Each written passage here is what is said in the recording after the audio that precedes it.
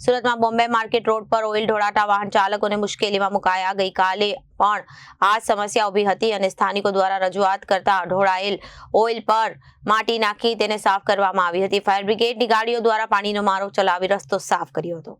સુરતમાં Bombay market road પર oil ઢોળાતા વાહન ચાલકોને મુશ્કેલીમાં મુકાયા। ગઈકાલે પણ આ જ સમસ્યા ઊભી હતી। સ્થાનિકો દ્વારા રજૂઆત કરાતા ઢોળાયેલ ઓઇલ પર માટી નાખી તેને સાફ કરવામાં આવી। ફાયર બ્રિગેડની ગાડીઓ દ્વારા પાણીનો મારો ચલાવી રસ્તો સાફ કર્યો હતો।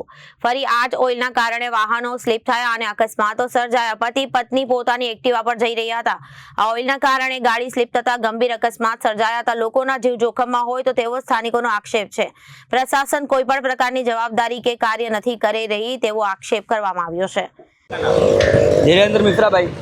क्या घटना भाई ये बॉम्बे मार्केट रोड ऊपर है ना, कचरे की गाड़ियाँ निकलती है तो रोड पर ऑयल कल गिरा हुआ था तो हमने फायर ब्रिगेड को फ़ोन किया।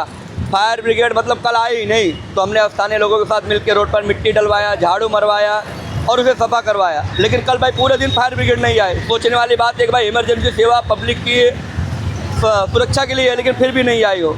और आज 15 से 20 लोग कम से कम गिरे, बाइक लेके स्लिप हुए, एक लड़की का हाथ भी टूट गया, तब जाके फायर ब्रिगेड आए, रोड सफा किया। उसके बाद भी अभी तक ऑयल ख़त्म नहीं हुआ है। अभी दो मतलब पति पत्नी थे, एक्टिवा से जा रहे, 2 लोग गिरे, स्लिप हुए, बहुत ज़्यादा उनको चोट लगी है तो हमने 108 बुलाकर उन्हें सिमी में हॉस्पिटल पहुँचवा दिया है। लेकिन प्रशासन की लापरवाही कब तक चलेगी भाई? लोगों की जान के साथ खिलवाड़ किया जा रहा है। यहाँ रोड पर ऑयल गिरा हुआ है, रोज़ मतलब 10 से 15 गाड़ियाँ रोज़ स्लिप होती है लेकिन सरकार कोई उसे संज्ञान में नहीं ले रही है। हम फ़ोन भी करते तो फायर ब्रिगेड टाइम पर नहीं आती है। अब आज 108 को बुला के हमने उनको सिमी में हॉस्पिटल में भर्ती करवाया है और ये गाड़ी इधर सिमी में अपना एसएमसी के अंदर रखवा दिया लोगों की। लेकिन भाई किसी के जान मान की सुरक्षा की जिम्मेदारी भी सरकार के पास है कि नहीं है। रिपोर्टर अरविंद राठौड़, जनादेश न्यूज, सूरत।